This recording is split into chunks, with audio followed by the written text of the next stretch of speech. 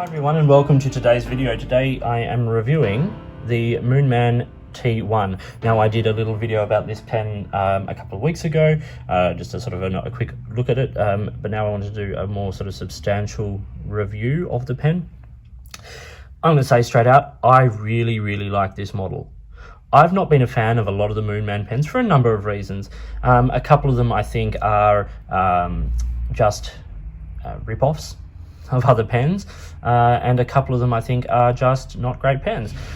So I know there's a model that has come out in the last couple of weeks that is a very clear rip-off of a relatively new Italian brand, and I think that that is way too blatant.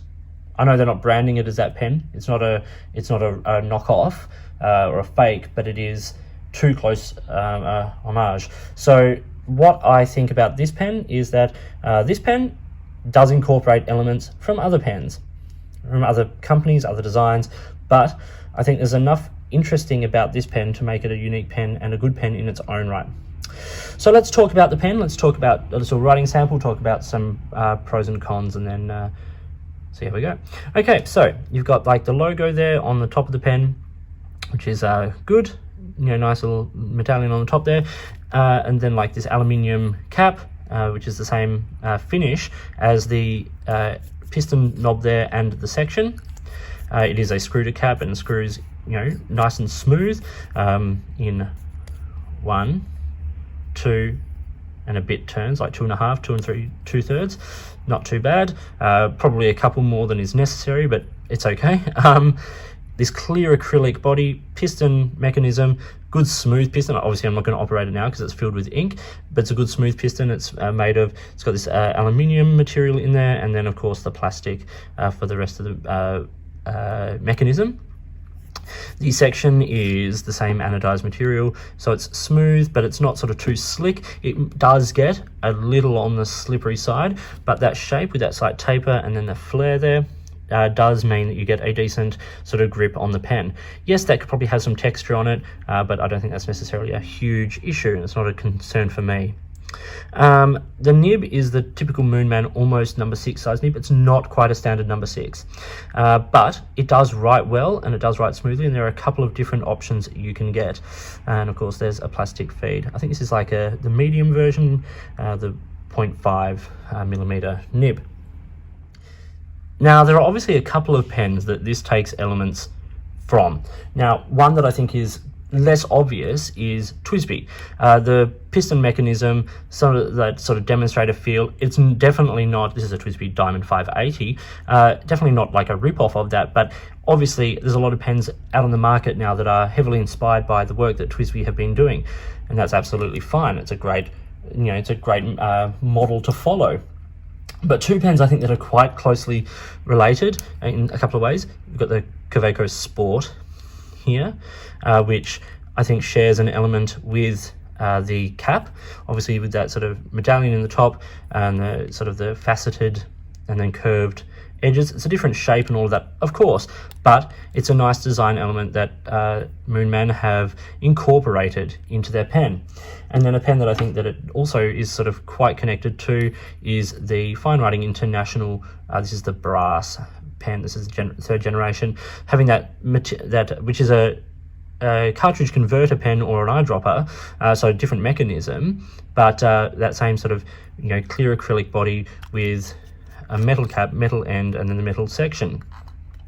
And I think that there's sort of nice elements that it has incorporated from a couple of these pens. One little detail that I'm going to put out there that I actually really like, and this is just me personally, when the pen is capped, that is the way the Moonman logo appears. So that's the way it goes.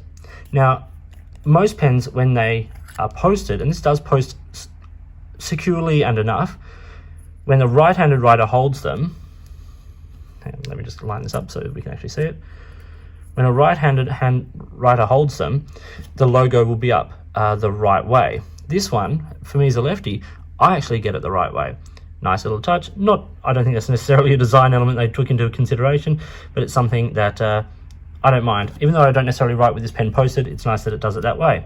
I actually do like the branding here. So you obviously got the logo on the top, you've got Moonman printed there on the body of the pen, and then you've got the Moonman information on the nib. So it's minimal, it's not sort of out there in your face, and it's nicely presented. All good parts of this this model. So let's do a writing sample now with this pen. One thing I will say is that this has been carried around, it's traveled with me, and the material is holding up. I'm not sure how long it will hold up for, but it seems fairly sort of scratch resistant. It's not chipping or anything like that.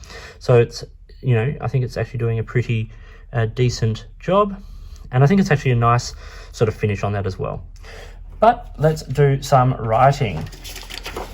So here I have some Clairefontaine paper, and I have here the Moonman.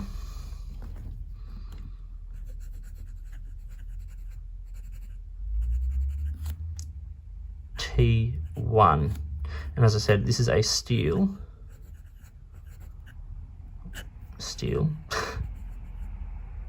Oh, I can't write.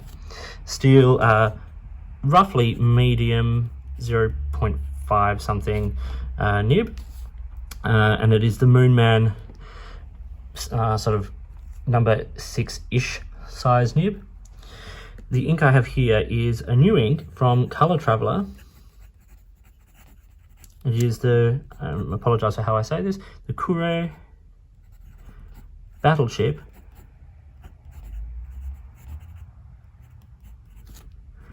Yamato Grey. Now this ink is not super saturated, but you can already see that the way this pen lays down the line, that it lays down a nice amount of ink. Not super, as I said, not super saturated, but we get some nice shading because this is actually a fairly wet writer. It's also very smooth.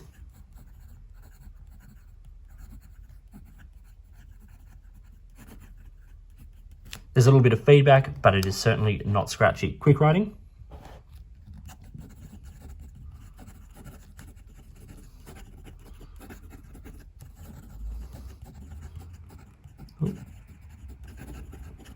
Like, horrible writing, but that's not the point. You can see that with stop-start writing, slightly smoother writing, it actually keeps up really well. It's not a soft nib. You are not getting line variation out of this. You can get some more ink down, but the tines do not open up. Reverse writing is fine, very fine, you know, but quite smooth and just a little bit dry perhaps. This pen writes very well. Like, you know, I'm not applying any pressure there. It's sort of doing it itself, and you are, you know, it's a lighter pen. It's not, but it's not, you know, it's not sort of struggling to do writing, you know, on its own.